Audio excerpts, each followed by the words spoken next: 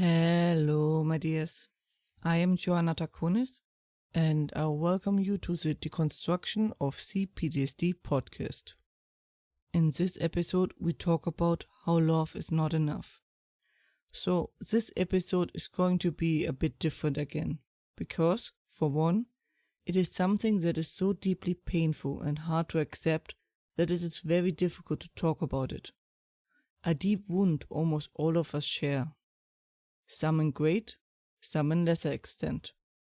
For two, that is also the reason it's going to be shorter and the format a bit different, as you already likely noticed. And since I'm going to be off and able to relax for a few days afterwards in a years-long awaited trip, I thought now is the right time.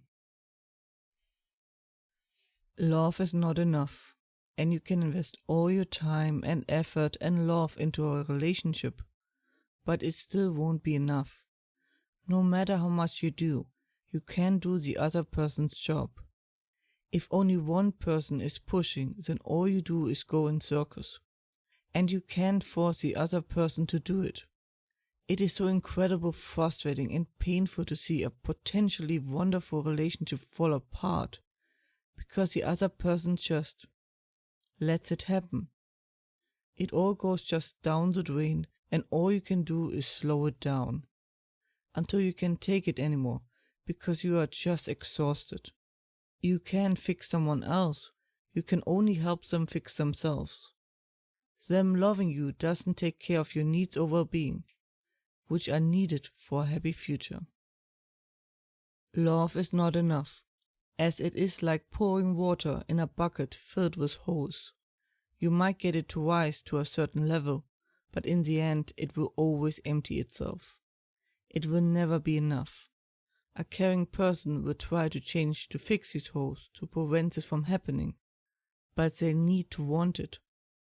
There is a saying called, if he wanted to, he would, and that is so true and applies to everyone. That bucket will never be full enough that you get your just reward, like them finally giving you the love and care you craved for so long.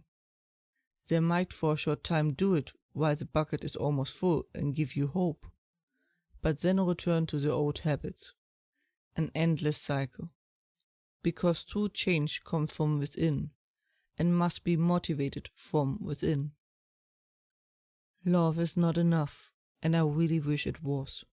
Despite all the movies and stories which I grew up with, where love overcomes any hurdle, changes people, everything becomes wonderful, and makes differences become meaningless. That is just not the case. Yes, love can make the impossible possible and improve your life tremendously and help you go further than you ever hoped. But the emphasis is on can. It can do so, if other requirements are also met. It requires work, effort, dedication, caring, and commitment. Love isn't a one-and-done thing. It requires you every day to make the choice again and put in the effort. Love is not enough, and I'm so sorry for you, for me, and for everyone in this situation. Walking away can be this almost impossible hard thing to do, especially since we love them so much. It feels like betrayal and abandonment, of leaving a loved one in a time of need. But you can't force them to change their way, and there is no point to set yourself on fire to keep others warm. You hear it from me now. They will never love you back in a way you deserve, and it is okay to let go. And that it's important you prioritize your own well-being. It will be hard and painful, but it will open a position for someone to truly love you back. You deserve happiness, to close your eyes and know you are safe and secure and in a warm, loving place, close to someone you care for and who cares for you too. Wishing you the best, Joanna.